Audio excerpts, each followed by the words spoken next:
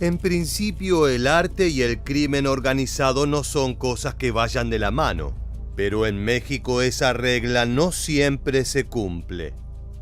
Desde que los cárteles narcos se transformaron en una parte central de la vida cotidiana, ha habido numerosos casos de artistas que se vieron enfrentados a criminales como el Chapo Guzmán, los Zetas y el Mencho o Ceguera Cervantes. Esas historias nunca acaban bien. Si hay algo que los narcotraficantes no soportan, es una falta de respeto. Mucho más si proviene de lo que ellos consideran un simple cantante.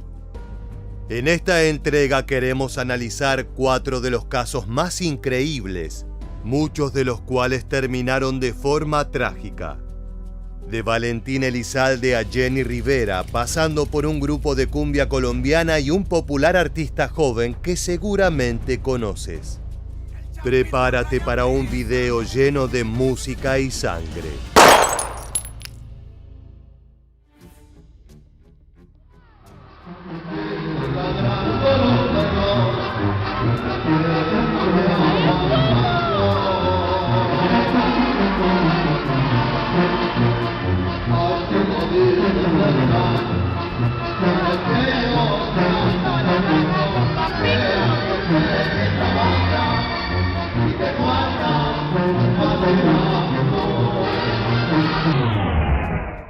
Las imágenes que acabas de ver corresponden al último concierto en vivo de Valentín Elizalde, un popular cantante sonorense apodado por sus fanáticos como Gallo de Oro.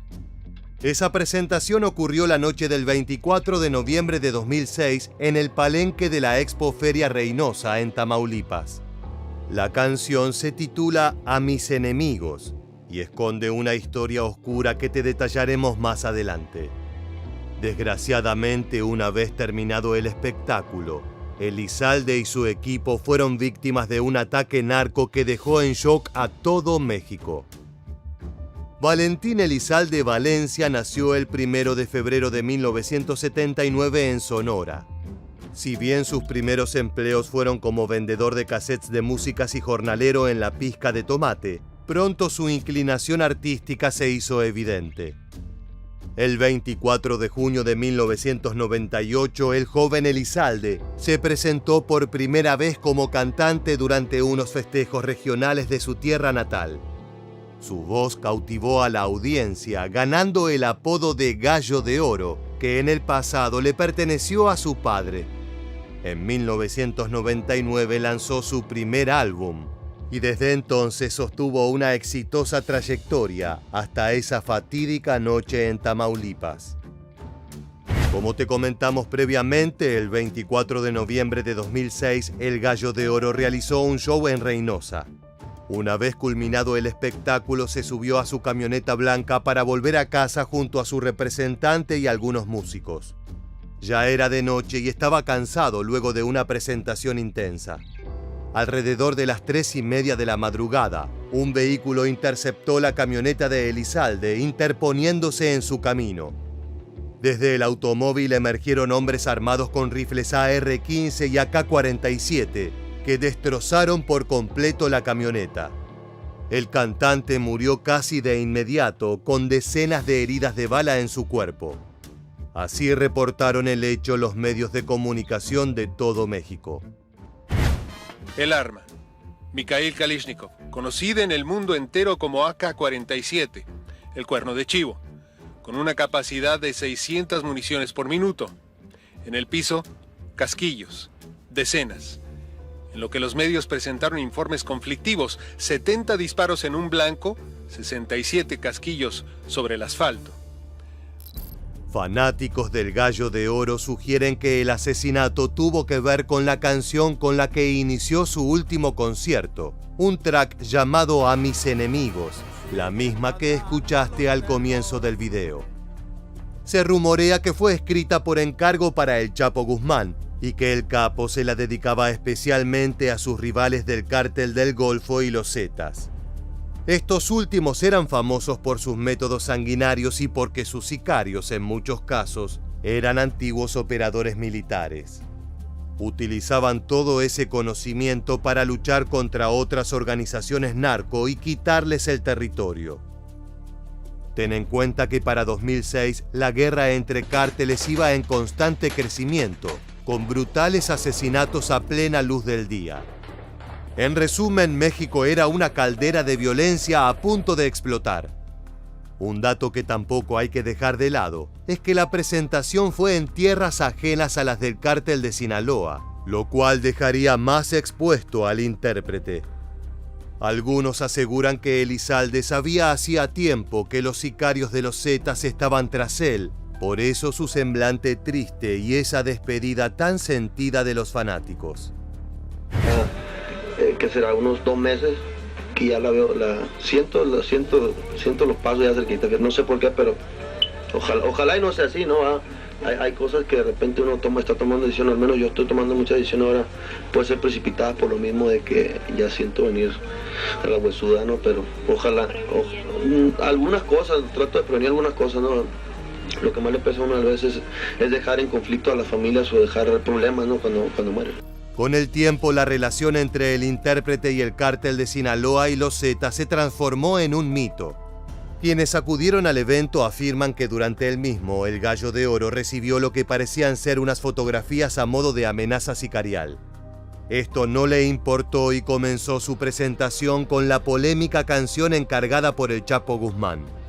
Más allá de esos rumores, el evento se realizó con normalidad e incluso se dice que Elizalde se tomó unos minutos después de su show para regalar fotos y autógrafos a sus seguidores. La última de las versiones surgió en 2023 cuando Mario Cachorro, amigo cercano al artista, reveló los supuestos últimos momentos del cantante. De acuerdo con sus palabras luego del show en el Palenque de Reynosa, un grupo de hombres misteriosos lo abordaron para llevarlo a un evento privado. No se presentaron como sicarios, pero no hace falta ser un genio para dilucidar ese tipo de cuestiones. Eran hombres peligrosos ordenándole al artista que anime un show a puertas cerradas. Según Cachorro, Elizalde se negó a ir con ellos en la camioneta respondiendo: "Yo no me voy con ustedes, los sigo en mi carro y con mucho gusto voy y les canto un ratito". Los misteriosos sujetos no se tomaron muy bien la respuesta y a los pocos minutos interceptaron el auto del cantante y descargaron 70 proyectiles para matarlo. 2 días después, el 27 de noviembre, el funeral de Elizalde fue realizado en su natal Navojoa, Sonora. Luego su cuerpo fue enterrado en un mausoleo familiar dentro del Panteón Municipal de Guasave, ubicado en Sinaloa, un lugar de peregrinación para sus fanáticos y seguidores.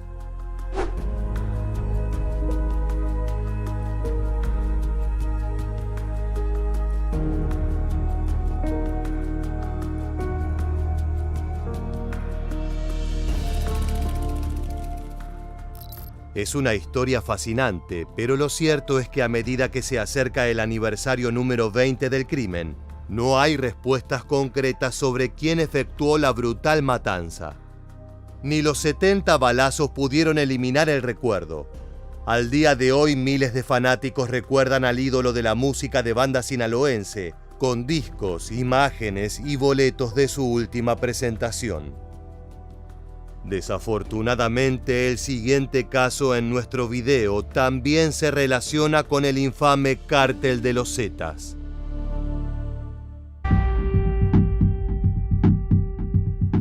El 26 de enero de 2013, familiares y amigos reportaron que perdieron toda comunicación con los miembros de Combo Colombia, un grupo mexicano que se especializaba en vallenato, un género musical colombiano.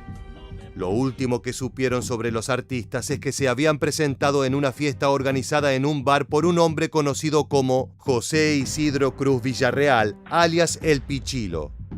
El problema era que no se trataba de un simple manager o promotor musical, sino que era jefe de la Plaza de los Temidos Zetas. Aquella presentación en un bar fue solo una trampa para poder llevar a cabo una de las masacres más brutales de los últimos años.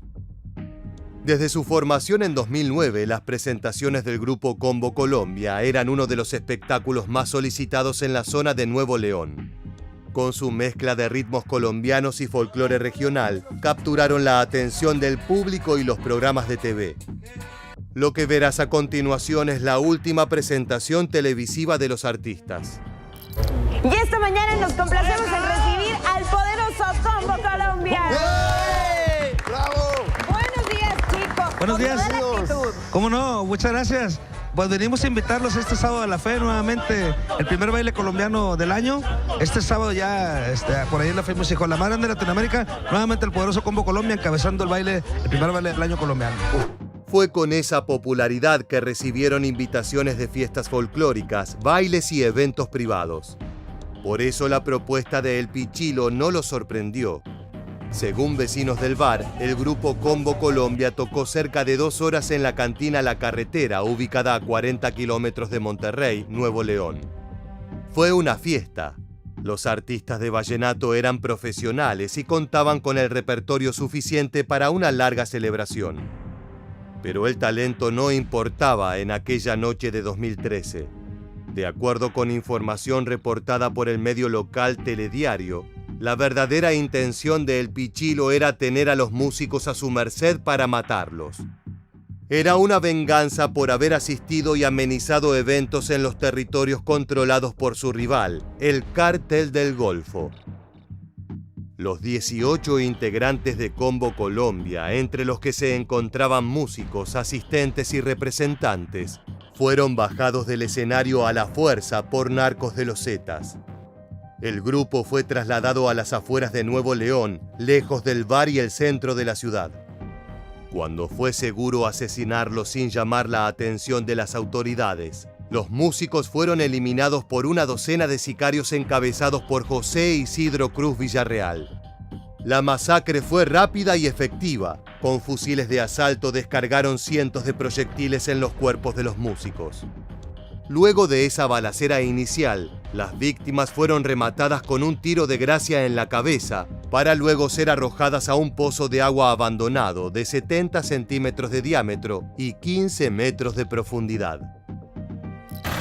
Parte de los 18 integrantes del grupo musical Combo Colombia secuestrados el viernes fueron encontrados sin vida por la policía en el fondo de una fosa. Los cuerpos de los integrantes de Combo Colombia fueron encontrados el 26 de enero de 2013 en el rancho abandonado Las Estacas, ubicado al norte de Monterrey. La vivienda se encuentra en una zona desértica a pocos kilómetros de la carretera Monterrey-Monclova, una ruta estratégica para el trasiego de droga hacia Estados Unidos. Tanto la zona como el modus operandi señalaban al crimen organizado, pero lo que sorprendió a todo México fue el nivel de violencia y ensañamiento con un simple grupo musical. Bajo las reglas del mundo narco, su único delito fue musicalizar fiestas de enemigos de los Zetas. Increíblemente, uno de los músicos logró escapar de la tragedia que sufrieron el resto de sus compañeros, aunque nunca se reveló cómo lo consiguió. El hombre se convirtió en un testigo protegido y fue quien indicó a la policía el lugar donde había ocurrido el fusilamiento del resto de Combo Colombia. Uno de los integrantes logró escapar y una persona de un rancho cercano lo ayuda porque lo vio descalzo y golpeado, llevándolo hasta un restaurante cercano a esta localidad. En este rancho empezaron a trabajar los peritos el día sábado y localizaron una noria cuya entrada se encuentra al ras de piso. Fue en esa noria que se dio el encuentro de los cuerpos baleados. La mayor parte de los integrantes del conjunto musical vivía en la colonia Independencia de Monterrey, lugar donde surgió el movimiento de la música colombiana y del vallenato en México, y en donde los Zetas tienen uno de sus bastiones para reclutar sicarios a sus filas. Esa proximidad fue una de las condenas de los músicos, ya que en su relación con otros cárteles fue entendida como una traición por parte de José Isidro Cruz Villarreal. El Pichilo fue apresado en marzo de 2014 y fue él quien detalló lo acontecido con Combo Colombia. Gracias a su declaración sabemos en detalle los motivos y los métodos utilizados para eliminar al grupo. Puede parecer sorprendente, pero este tipo de revanchas contra los artistas no son raras en México. La más mínima transgresión puede ser tomada como falta de respeto y por ende como argumento para ser eliminado. El siguiente caso no resulta tan claro, pero tiene condimentos similares: una popular cantante y el accionar criminal de los cárteles. Una gran noche, sí. Mucha gente, mucho amor del público, 4 discos. ¿Cómo te sientes? Bendecida. No hay otra palabra más que sentirme bendecida, muy afortunada, muy querida. La verdad, yo muchas veces no puedo creer las cosas en mi vida profesional, bueno, ni en la personal tampoco, que suceden en mi vida, pero la verdad, muy feliz, muy bendecida. Corría diciembre de 2012 y Jenny Rivera, la conocida diva de la banda, se encontraba en el centro de la polémica por su divorcio y por el distanciamiento de su hija mayor. Pero como buena artista, la turbulencia personal se reflejaba en un éxito musical considerable. Jenny tenía 43 años de edad y en 13 años de carrera musical había logrado conquistar no solo a la audiencia hispana en Estados Unidos, sino también a millones de personas en México que la veían como uno de esos grandes ídolos que ponen su voz al dolor y a la alegría. No puedo enfocarme en lo negativo, eso te derrota, declaró Jenny Rivera en la última entrevista que concedió antes de abordar un vuelo que selló su destino. Lo increíble es que horas antes de abordar ese Learjet 25 con rumbo al aeropuerto de Toluca, la intérprete había agotado las localidades de la Arena Monterrey, lo que comprobó que se encontraba en uno de sus mejores momentos como cantante. Apenas unos minutos después de haber despegado del aeropuerto en Monterrey, se perdió contacto con la aeronave. Junto a Jenny viajaban Arturo Rivera, su representante, Mario Macías, su abogado, Jacob Llenares, su maquillista, Gerardo N. y los pilotos Miguel Pérez y Alejandro Torres. Comenzaron entonces momentos de angustia para familiares y seguidores de la artista, hasta que la tragedia se consumó, paralizando por completo los corazones de todo México. Tras largas horas de suspenso, la Secretaría de Comunicaciones y Transportes informó que habían hallado el avión en el rancho El Tejocote. Era un desastre absoluto. El Learjet quedó destrozado y las autoridades acabaron con cualquier esperanza. No hubo sobrevivientes. Comenzó una peregrinación de seguidores de Jenny hasta aquel lugar. Ropa, fotos y entradas a sus conciertos estaban regadas por todo el terreno. Era el fin de un auténtico ícono. Así la recuerda su madre, Doña Rosa. Yo todavía hay veces que digo que no iba a venir esta Navidad y pues sé que no es cierto, que no puede venir, pero tienes una cosita que dices, a lo mejor sí. Hasta este punto parece un accidente aéreo más en la historia de la música, como aquel que sufrió la banda de rock Lynyrd Skynyrd o el legendario Carlos Gardel en un aeropuerto colombiano. La diferencia es que hacía tiempo que Jenny tenía miedo y afirmaba haber recibido amenazas de parte del crimen organizado mexicano. En 2015, un testigo declaró que la cantante se presentó en una fiesta privada del capo Edgar Valdés Villarreal, alias La Barbie, uno de los referentes de la organización Beltrán Leiva. Este sujeto la habría humillado al obligarla a practicarle sexo oral frente a todos los presentes. Esta historia, sumada a unas supuestas amenazas que recibió Jenny para no presentarse en la Arena Monterrey, hicieron surgir la hipótesis de que la muerte de la diva de la banda no fue un accidente. Otras versiones apuntan a que el patrimonio millonario de Rivera podría haber sido motivo de tensiones con sectores del narcotráfico. La cantante era dueña de múltiples propiedades, muchas de las cuales se encontraban en territorio dominado por organizaciones como el Cártel de Sinaloa o antiguamente la organización Beltrán Leiva. Según estas teorías, los grupos criminales le solicitaron utilizar esas instalaciones como base de operaciones, pero la cantante se habría negado rotundamente. Si bien estas versiones jamás fueron confirmadas, la muerte de Jenny sigue teniendo un velo de misterio. Luego de conocer estos casos, puede que pienses que los ataques a artistas reconocidos son cosa del pasado. En ese caso, lamentablemente, estarías equivocado. Uno de los cantantes más populares de la actualidad puede dar cuentas de ello. El 14 de octubre de 2023, el popular cantante mexicano tenía programada una presentación en la ciudad de Tijuana, pero la misma fue cancelada. En las redes sociales no se daban mayores explicaciones, solo se detallaba el método de reembolso para los fanáticos decepcionados.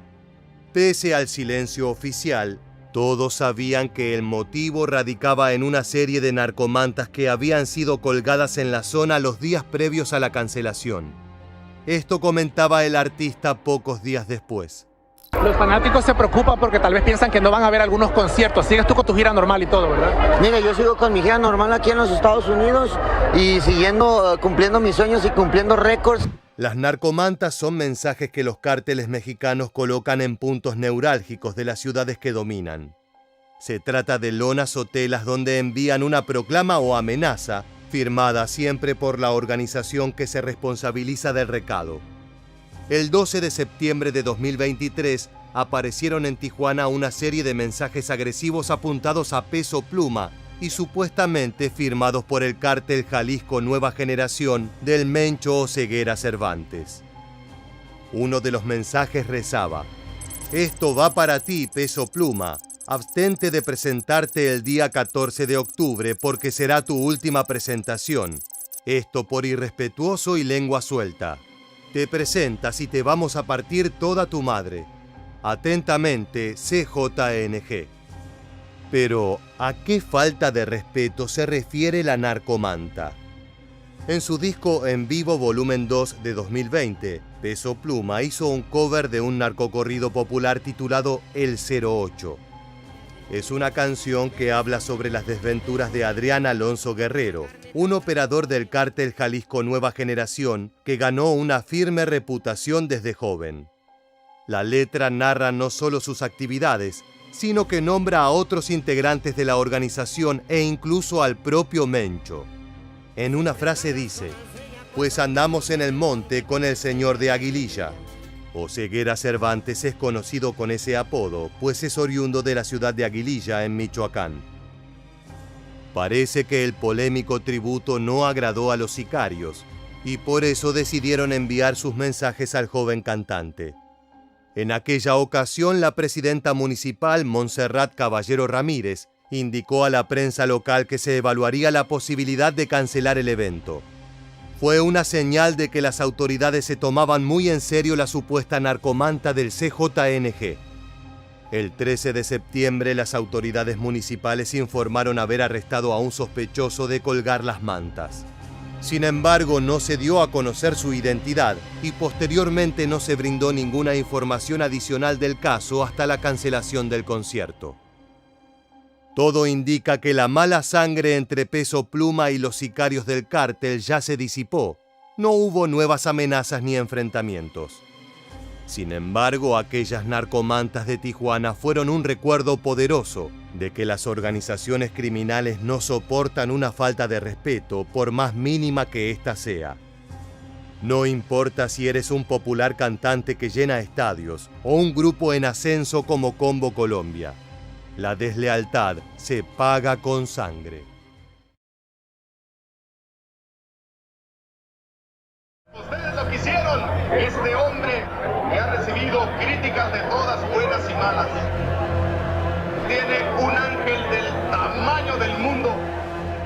Lo que estás viendo en pantalla es el rostro de un hombre que sabe que va a morir de forma violenta en manos del crimen organizado mexicano. Esta es la historia de ascenso y caída de Chalino Sánchez, una de las estrellas más brillantes de la música azteca. La nota que leyó durante su última presentación fue la advertencia final previa a su asesinato. Un ataque cruel que hasta el día de hoy continúa siendo un misterio para las autoridades. En esta nueva entrega de Militarmente, queremos repasar la corta pero legendaria carrera del rey del corrido, como también su fatídico final como el primer asesinato de alto perfil perpetrado por los cárteles narco. Es un relato impactante, lleno de música, sangre y venganzas que se cobran a pesar de los años. Comencemos. La música de Chalino Sánchez es un baluarte de la cultura mexicana. Sus éxitos se escuchan en fiestas y reuniones, por lo que cuentan con millones de reproducciones en distintas plataformas. Es por esa popularidad que el artista fallecido hace más de 30 años es aún conocido como el rey del corrido. Por obra del destino, uno de los más influyentes cantores sobre criminales y bandoleros, fue eliminado en un infame asesinato con las características típicas de los ajustes de cuentas narco. Sus inicios estuvieron bien lejos del mundo del espectáculo y la luz de los reflectores. Rosalino Sánchez Félix vino al mundo el 30 de agosto de 1960 en el rancho El Guayabo, Sinaloa, en un clan enorme con un total de 9 hermanos. Tiempo después de haber nacido fue llevado a vivir al rancho Las Flechas, donde transcurrieron sus años de infancia y adolescencia. Tanto él como su familia experimentaron situaciones difíciles debido a la pobreza, la misma que empeoró con el fallecimiento de su padre cuando Rosalino contaba con apenas 4 años de edad. Así recuerda la situación su hermana, Juana Sánchez. Y nos fuimos a los campos a trabajar. Era temporal.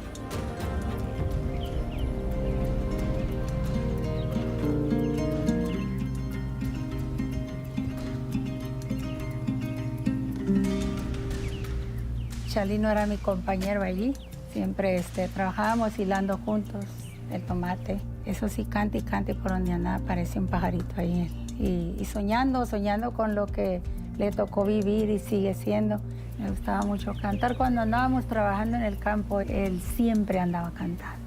Y pues su sueño fue ser un gran cantante, en verdad, siempre. Pronto perdió la vergüenza y ganó un instinto casi innato por el show y el afán de entretener a su audiencia. De acuerdo con la biografía autorizada por la familia, desde temprana edad Chalino sintió inquietud por el canto, inspirado en la voz de Luis Pérez Mesa, a quien definió como su mayor ídolo. Solo tuvo estudios hasta la primaria y nunca recibió una educación musical. Hay cosas que no se aprenden, sino que se llevan dentro.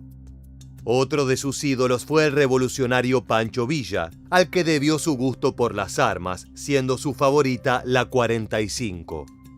Su hermano Lucas afirmó en una entrevista que nunca las utilizó para hacer maldades, aunque sí definió a Chalino como un hombre violento que desde niño disfrutaba de pelear todos los días.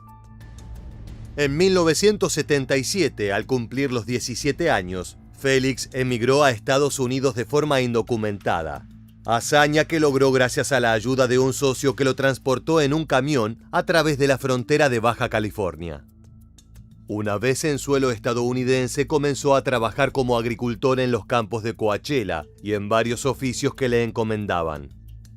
Durante esas largas jornadas ocupaba su cabeza componiendo canciones y cantando clásicos para disfrute de sus compañeros. Cuando pensaba que todo iba bien, se produjo una tragedia en su familia. Su hermano Armando Sánchez fue encontrado asesinado en un hotel. El hombre había sido traicionado por un buen amigo suyo. Ambos estaban involucrados en negocios oscuros que nunca fueron detallados. Este evento marcó a Chalino y lo inspiró a escribir sobre muerte, drogas y amor, una trilogía muy frecuente dentro del género de los corridos.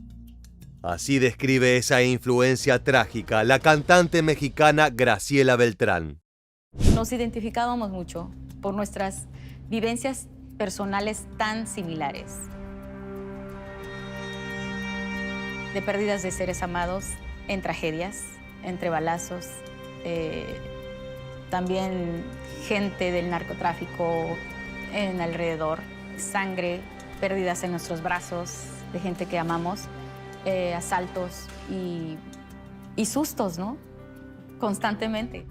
Desde su lanzamiento como cantante a mediados de los años 80, Lupillo Rivera fue uno de sus compañeros más íntimos. Su relación nació luego de que su padre, Pedro Rivera, descubriera a Chalino en 1988. En aquel entonces el empresario musical compró por $1.500 una grabación de 13 canciones registradas por el joven artista con el objetivo de distribuirlas en la radio. Así fue como inició la etapa más exitosa de la carrera de Sánchez, siempre ligada a los excesos, la noche y a las amistades con personajes peligrosos. Sobre esa vida salvaje, Lupillo Rivera recuerda una presentación en la que, en una situación sacada de una película de acción, el cantante hirió a 2 personas durante el show. El 25 de enero de 1992, Chalino aceptó cantar en un evento en el restaurante Plaza Los Arcos, en Coachella, California. Era una velada privada, pero debido a la creciente fama del intérprete, varias personas habían revendido sus invitaciones como si fueran entradas para un festival. Es por eso que en aquel lugar no había simples comensales, sino un público ansioso por escuchar al principal exponente de los corridos mexicanos. Entre la concurrencia se encontraba un sujeto extraño y agresivo a quien nadie conocía. Su nombre era Edward Alvarado Gallegos y tenía un revólver en su cadera. Apenas comenzó el espectáculo, Gallegos se levantó de su asiento para pedir a los gritos una canción que Chalino no cantaba ni conocía. Con amabilidad, el artista le pidió paciencia para terminar el show, afirmando que al final intentaría cantarla. Sánchez estaba acostumbrado a lidiar con borrachos y sabía que lo mejor era darle gusto para asegurar una velada agradable al resto de la gente. Sin embargo, el hombre no aceptó la respuesta y comenzó a insultarlo, llamándolo cantante de pacotilla, entre otros cuestionamientos a su integridad musical. Sin darle mucha importancia, el rey del corrido volteó hacia su banda para solicitar la melodía del acordeonero. En ese momento, Gallegos caminó hacia el escenario y le disparó a la estrella de la noche en 2 ocasiones. En cuanto sintió los impactos, Chalino desenfundó su arma y la descargó en contra de su atacante y todos los asistentes. Estaba por desmayarse por el shock de los balazos, pero logró apuntar, tal como afirmó en una entrevista posterior. Empecé a mirar nublado luego. Yo nomás miraba los sombreros blancos de la gente corriendo, pero yo no sabía quién me estaba tirando porque yo estaba volteado. Un simple espectáculo de restaurante se transformó en un tiroteo masivo que ocupó las planas de todos los periódicos. Era un título irresistible. Show de corridos termina en balacera. Claro que para quienes estuvieron allí, la velada fue un auténtico infierno. Escuchemos el testimonio de uno de los músicos que acompañaba a Sánchez. Al pasarme por enfrente a mí, pues yo me asusté. Y ya le habla a Chalino con la pistola en la mano. Chalino, en cuanto le ve la pistola, arranca su pistola también, porque Chalino todo el tiempo traía su pistola. Chalino Sánchez logró herir al tirador, quien luego fue capturado y enviado a prisión, pero también lastimó a gente que solo buscaba escapar de la balacera. Muchos asistentes quedaron en medio del fuego cruzado que iba del escenario a las mesas del salón y viceversa. En esa legendaria confrontación, falleció una persona inocente, mientras que otras 8 resultaron heridas. En cuanto a Chalino, su fama y las llamativas circunstancias del enfrentamiento le valieron salir indemne pese a haber herido a inocentes.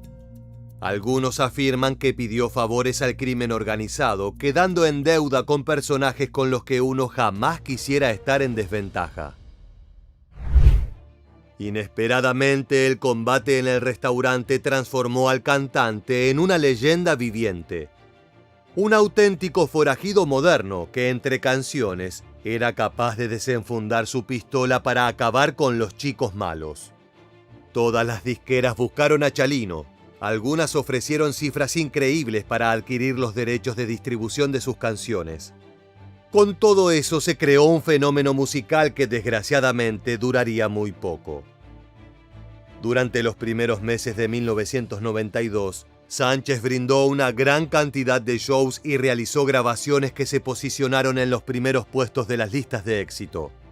Se dice que en esa época recibió encargos de partes de capos narco para hacer canciones en su honor, como en el Renacimiento cuando los mecenas solicitaban pinturas a los artistas más famosos. Los jefes de cárteles hacían lo propio, aunque con drogas y muerte de por medio.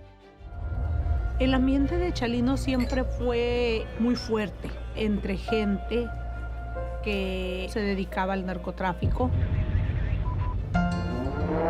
Él crió muchos enemigos también por medio de los corridos. Le cantaba a un señor aquí y se echaba de enemigo al otro acá. El público estaba cautivado por la personalidad y la estética de Chalino. A su manera y con una actitud sencilla pero desafiante, el artista logró renovar por completo la música popular mexicana. Su influencia fue decisiva para muchos cantantes que hoy en día reconocen sus aportes al desarrollo de los corridos. Incluso es posible afirmar que la peligrosa y atractiva relación entre los compositores del género y las pandillas criminales son una herencia de este poeta maldito. El 15 de mayo de 1992, Chalino Sánchez ofreció un concierto en el Salón Bugambilias en Culiacán, Sinaloa. Era el regreso del astro a México, su tierra natal, de la cual había huido muy joven debido a la pobreza y la búsqueda de un futuro mejor. A mitad del concierto, al momento de interpretar el tema Alma Enamorada, recibió una misteriosa nota entre los asistentes y al leerla su rostro cambió. Como te adelantamos en la introducción, ese momento histórico fue registrado por las cámaras presentes, dejando un archivo único.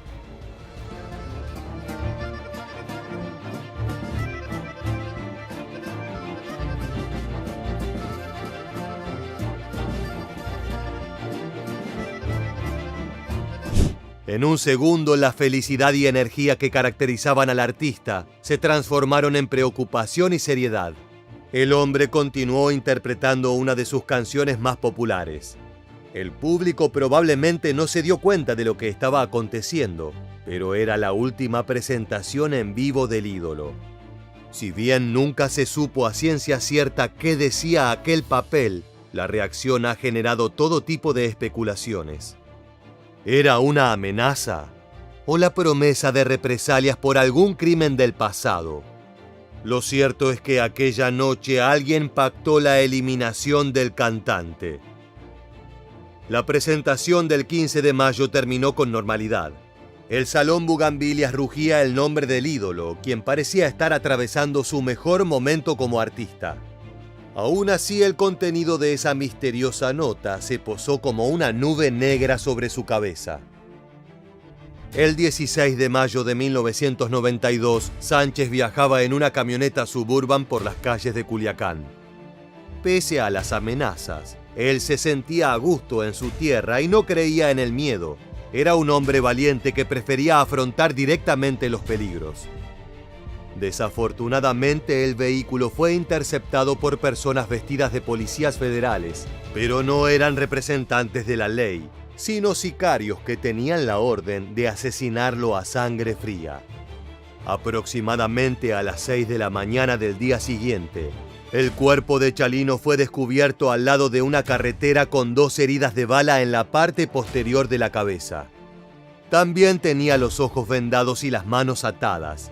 Todas las marcas típicas de un asesinato efectuado por el crimen organizado mexicano. El fallecimiento del astro paralizó a todo México. La incipiente estrella había dejado de brillar de un día para el otro. En aquel momento no eran tan frecuentes ese tipo de ajusticiamientos, menos aún con víctimas famosas y reconocidas. En ese sentido, el rey del corrido fue uno de los primeros blancos de alto perfil del narco azteca. Así lo describe su viuda, Marisela Sánchez. Sí sentimos mucha tristeza al mirar que fue uno de los pioneros también, donde empieza el crimen, donde empieza todo este tipo de violencia. Desde entonces, docenas de músicos mexicanos han perecido en medio de atentados y en la mayoría de los casos las muertes han quedado impunes. Yo pienso que es una historia diferente en cada cantante. Yo pienso que cada uno lleva su propia historia, su propio motivo.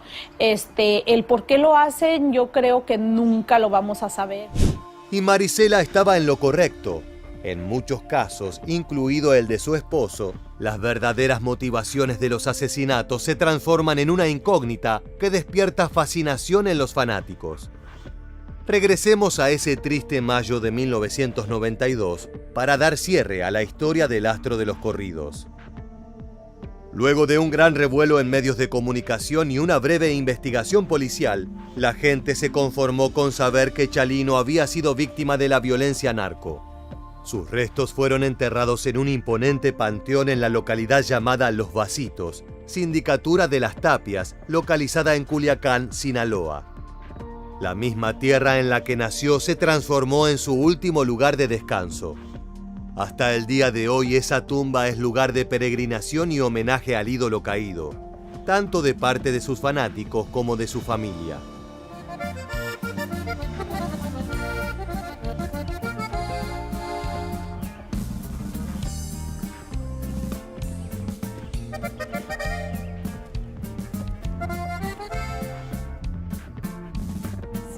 Pudiera decir algo a mi papá, le dijera que lo quiero mucho, que lo extraño mucho.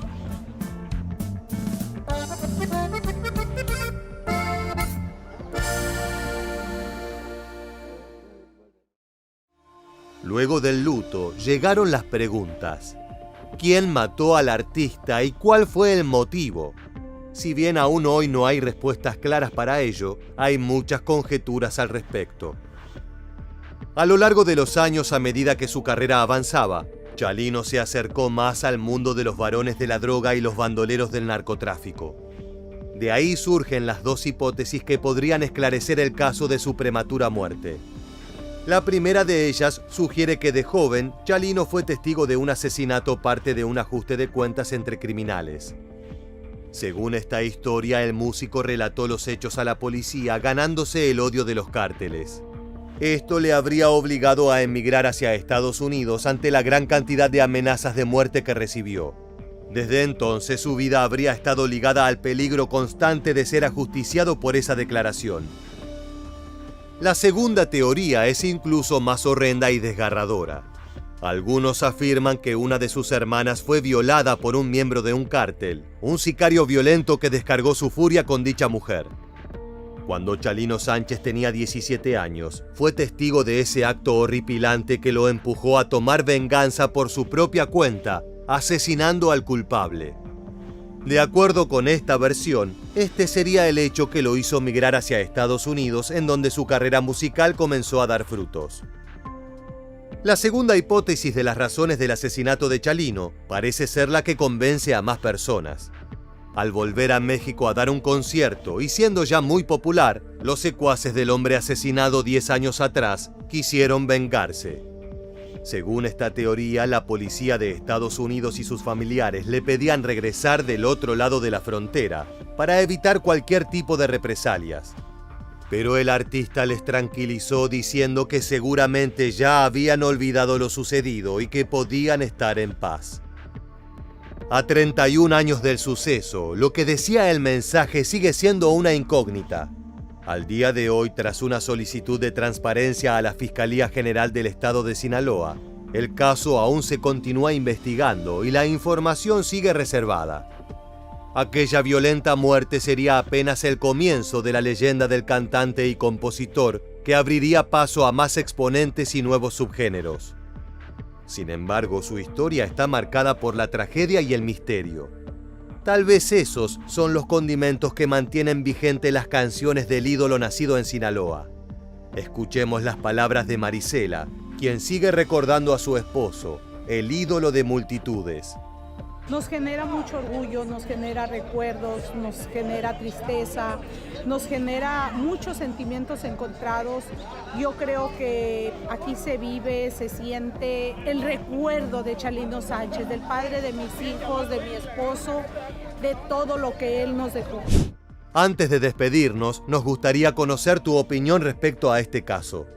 ¿Qué crees que decía la nota que recibió Chalino en aquella fatídica noche de 1992? Déjanos tu respuesta en la caja de comentarios. Los crímenes de alto perfil han ido en constante ascenso en México. Los cárteles no respetan el estatus social o político. Solo entienden de mensajes de violencia y están dispuestos a eliminar a estrellas populares con tal de cobrar deudas o aleccionar a sus enemigos. Ya sea el asesinato de Valentín Elizalde o las amenazas hacia Peso Pluma en tiempos actuales, estas situaciones son un ejemplo más del clima hostil que generan los frentes narco. No hay fama ni dinero que pueda protegerte de su furia.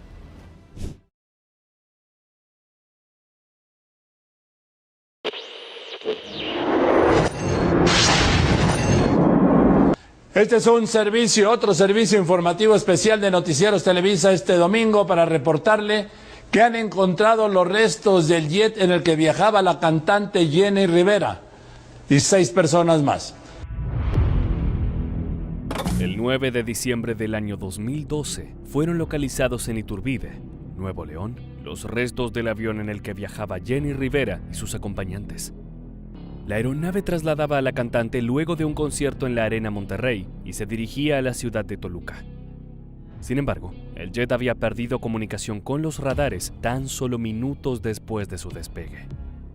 Pocas horas más tarde, se confirmó lo que nadie quería afrontar. La mariposa de Barrio ya no estaba en este mundo. Tras una respuesta oficial deficiente por parte de las autoridades de México, diversas teorías comenzaron a proliferar. Algunos cárteles de droga mexicanos se vieron involucrados en el hecho, y todo se volvió más serio cuando administradores estadounidenses como la DEA y el FBI empezaron a trabajar en el caso. Si bien la justicia caratuló este hecho como un accidente, a más de 10 años de su partida, aún queda una gran pregunta sin responder. ¿Jenny Rivera fue asesinada? Tan solo un día antes de su trágico final, Jenny, también conocida como la diva de la banda o la gran señora, dio el último concierto de su vida. Sin saberlo, esa fue la despedida que tuvo con sus fanáticos, un público de 17,000 personas que cantó con gran entusiasmo cada uno de sus hits. Al terminar el show, la cantante dio una conferencia de prensa en donde puede notarse lo afortunada que se sentía en su presente. La verdad no pienso más adelante. Porque me siento tan bendecida en el momento, pero Dios siempre me tiene más y más cosas buenas. No sé qué decir. Aunque estaba convencida de que Dios siempre tendría algo mejor para ella, la muerte rondaba más cerca que nunca. Este sentimiento de prosperidad se debía a que, como a muchos otros artistas, llegar a la fama fue algo que le costó trabajo y dedicación. Dolores Yaney Rivera Saavedra nació el 2 de julio de 1969 en Long Beach, California. Aunque se crió en Estados Unidos, sus padres Pedro y Rosa se encargaron de que las raíces y la cultura mexicana estuviesen presentes durante su vida. Desde pequeña, Jenny mostró interés en la música y con tan solo 22 años de edad logró lanzar su carrera en 1991. Aunque comenzaba a profesionalizar su pasión, su debut lejos estuvo del éxito, ya que sus 2 primeros discos no representaron grandes ventas. Tras esta temprana frustración, tomó valor y en 1995 grabó La Chacalosa, un álbum de estudio que comenzó a llamar la atención del público en Los Ángeles y sus alrededores. Esto se debía a su sello personal. Era la primera vez que una mujer ponía voz a corridos mexicanos. Sin embargo, fue recién en el año 2008 con su 10º CD, Jenny, que Rivera logró alcanzar fama internacional, llegando al lugar número 1 en las listas de popularidad. Se estima que vendió 25 millones de discos y varios medios la veían como la figura femenina más significativa en la música regional mexicana. Más allá del género, sus canciones hablaban de amor, de desamor y empoderaban a la mujer. Sus letras resaltaban el amor propio y la capacidad para superar adversidades. Además, no era solamente una cuestión musical, sino la manera en que la mariposa de Barrio elegía vivir en un mundo dominado por hombres. Después de haber estado años en la cima de su carrera, podemos afirmar que Jenny era poseedora de una gran valentía. No solo se manejaba con autonomía en un ambiente masculino, sino que además era consciente que grupos de narcotráfico eran capaces de acercarse a ella. No olvides que los cantantes trabajan mucho durante la noche, un ambiente propicio para la delincuencia. Ante la peligrosidad que esto podía significar, la estrella eligió mantener un trato cordial. Yo sí quisiera saber que la gente supiera que cuando han ido personas, obviamente a mis palenques, a mis presentaciones, a gente de diferentes grupos o carteles que me piden que los atienda con una fotografía, no lo niego, ahí estoy yo. Claro, con mucho gusto, a usted y a toda su familia. Yo me tomo fotos con ellos, los trato con mucho respeto. El problema con este tipo de relaciones es que el que pone las reglas es quien ejerce el crimen. Se puede buscar cordialidad y respeto, pero si algo nos han enseñado los asesinatos a cantantes del regional mexicano, es que siempre el poder y la impunidad estarán de su lado. Ahora que hemos comprobado que Jenny tenía que lidiar con estas relaciones, la pregunta inicial de este video se vuelve más actual que nunca. ¿Rivera fue asesinada? Es momento de volver al hecho que terminó con su vida. Como te contamos al inicio del video, el 9 de diciembre de 2012, el mundo recibió la trágica noticia de que la diva de la banda había muerto en un accidente aéreo. También viajaban allí Arturo Rivera, representante de Jenny, Mario Macías, su abogado, Jacob Llenares, su maquillista, Gerardo N. y los pilotos Miguel Pérez y Alejandro Torres. La Secretaría de Comunicaciones y Transportes de México informó la tarde de aquel domingo que, gracias a la ayuda de los pobladores, se había hallado el avión en el rancho El Tejocote, municipio de Iturbide, en Nuevo León. Yo escuché como un trueno fuerte que me despertó, y fue todo. Muy fuerte, pues yo estaba bien dormida y oí el trueno. El comisariado de aquí del rancho andaba allá arriba en Tejocotes y se encontró el hallazgo de la avioneta. El Learjet 25, con matrícula N345MC, en que volaban Jenny y sus acompañantes, quedó destrozado. El vehículo había caído en picada y luego explotado. Solo quedaron ropa y rastros de algunas identificaciones en el lugar. Apenas se encontraron con esta escena, las autoridades no dudaron en desechar cualquier tipo de esperanza. No había ningún sobreviviente. En cuanto a las explicaciones sobre qué había sucedido para que el avión se desplome, la Dirección General de Aeronáutica Civil argumentó que, debido al grado de destrucción de la aeronave, no era posible determinar la causa del accidente. Este vacío fue crucial para la proliferación de teorías sobre su muerte, y Jenny pasó de ser la mariposa del barrio a una víctima del narcotráfico. Pero, desgraciadamente, estas no fueron solo conjeturas de los medios de comunicación y sus fanáticos. Según la agencia antidrogas estadounidense, más conocida como DEA, en la muerte de la cantante habría estado implicado el crimen organizado mexicano. La primera teoría involucra a Edgar Valdés Villarreal, alias La Barbie, un integrante de alto mando del cártel de los Beltrán Leiva. Un elemento de la DEA detalló que, en la época previa al accidente, este capo había tenido problemas con Jenny Rivera, ya que se habría sentido traicionado luego de que la cantante haga presentaciones para un grupo rival. Esto puede sonarte como algo pequeño, como un enojo poco importante. Sin embargo, es una práctica muy común entre narcotraficantes y grupos musicales. Se toman muy a pecho que las bandas y cantantes que les gustan brinden su arte a quienes consideran sus enemigos. Por otro lado, una amenaza de un delincuente debe tomarse como lo que es, algo muy peligroso.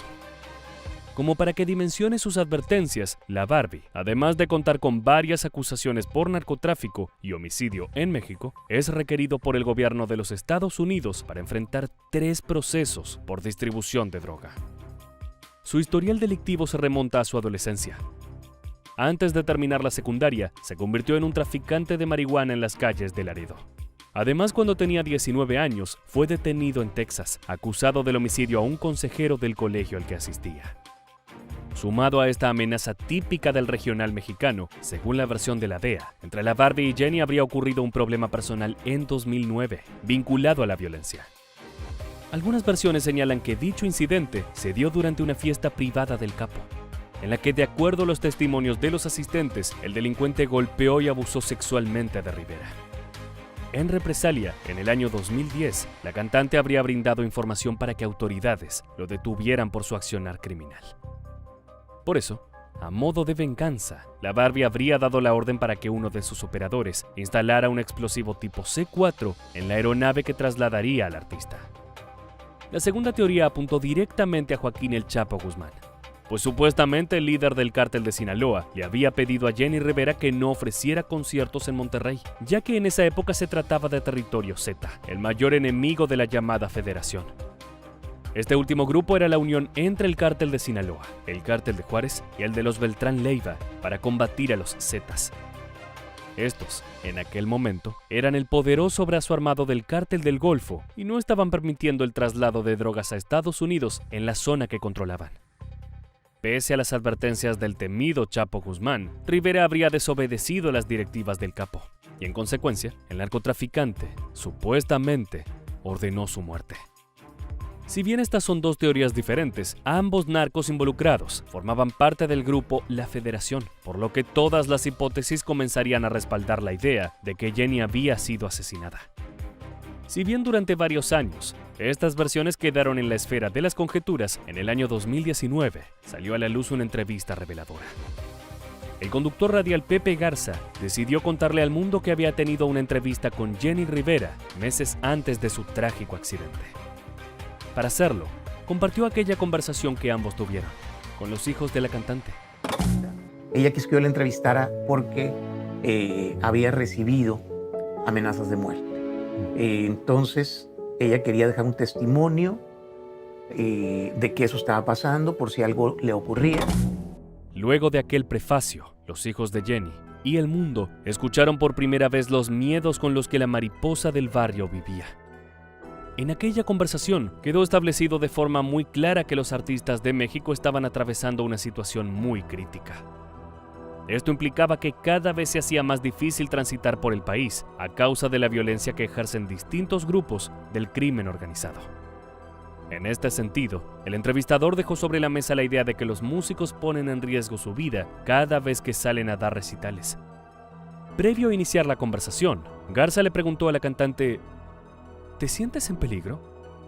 Y ella contestó con determinación: todos los días, cada fin de semana que estoy en México. Trabajo viernes, sábado y domingo, a veces 3 días, a veces 4 días. Y sí, es un riesgo que uno está tomando y que uno dice, ¿por qué lo sigues haciendo? Pero la verdad, una cosa te lleva a otra y no dejas de hacerlo. Puede decir uno que es también por el amor a lo que uno hace, el amor que le tengo a mi público. Y es en aquel punto donde el amor a la profesión y a los fanáticos se interpone en la supervivencia de los artistas de México. Hasta ese momento de la entrevista, la conversación era más bien abstracta, pero luego de unos minutos, Jenny comenzó a brindar datos realmente escalofriantes. Según lo que contó, su manager se comunicó con ella para darle una importante noticia. Y me dice que es una llamada muy importante, que el FBI quiere hablar conmigo, quería comunicarse conmigo. Me dice que quieren hablar conmigo de una amenaza, de un secuestro, amenaza de muerte. Para ese entonces, Jenny ya había recibido advertencias por redes sociales y gritos en medio de sus recitales que le decían que los cárteles la iban a matar. Aunque la asustaron, siguió con su vida. No podía ceder su carrera por amenazas de las cuales nunca terminaba de estar segura si eran reales o no. Sin embargo, que una agencia de inteligencia como lo es el FBI se haya comunicado con ella para ponerla al tanto de que su vida corría peligro, hizo que Jenny se tome en serio lo que estaba sucediendo. En este caso, prestar atención al asunto fue darle esa entrevista a Pepe Garza. Asegurarse que, en el futuro, si ella ya no estaba, esa información les llegara a sus seres queridos. Si bien el periodista, con el mayor de los profesionalismos, cumplió con su palabra, la medida tomada por Jenny no tuvo nada que ver con resguardar su vida. Así, portadora de la valentía que siempre la caracterizó, eligió seguir dando recitales pese a las advertencias del FBI. Aunque las teorías siguen circulando por redes sociales y medios de comunicación, la triste realidad es que todavía, después de más de una década de su fallecimiento, no se han encontrado a los culpables de su muerte y la de sus acompañantes. Poco tiempo después de que las autoridades de México informaran que no se podía investigar el caso por el estado en que se encontraba la escena, se conoció un informe que detalló una cadena de errores. El avión volaba a 28,000 pies de altura, con una velocidad cercana a los 1,000 kilómetros por hora, sobrepasando en ambos aspectos lo permitido por reglamentación. Además, entre los desaciertos, se encontró que el capitán que piloteaba el jet, Miguel Pérez Soto, tenía 78 años, algunos más que el límite permitido. Por otro lado, se sumó que su copiloto, Alessandro Torres Álvarez, contaba con una licencia que no era apta fuera de los Estados Unidos. Sin embargo, más allá de estas irregularidades, no se pudo determinar cuál fue la falla que ocasionó la desestabilización del vuelo. Por este motivo, el director general de Aeronáutica Civil, Gilberto López Meyer, cerró la investigación en diciembre de 2014. Jenny tenía 43 años de edad y 13 de carrera musical. Había logrado conquistar no solo a la audiencia hispana en Estados Unidos, sino también a millones de personas en México. Como te mencionamos anteriormente, al día de hoy no hay responsables de su trágica partida. Sin embargo, sería de necios negar que tanto las investigaciones de la DEA como las del FBI y el testimonio de Jenny en vida dan cuenta de que hay muchas probabilidades de que su muerte haya estado relacionada con el accionar del crimen organizado. Así estamos llegando al final de este video. Pero no queremos irnos sin antes preguntarte, ¿quién crees que pudo haber matado a Jenny Rivera? Puedes dejar tu respuesta en comentarios, nos encantaría poder conocer tu opinión. Muchas gracias por quedarte hasta el final.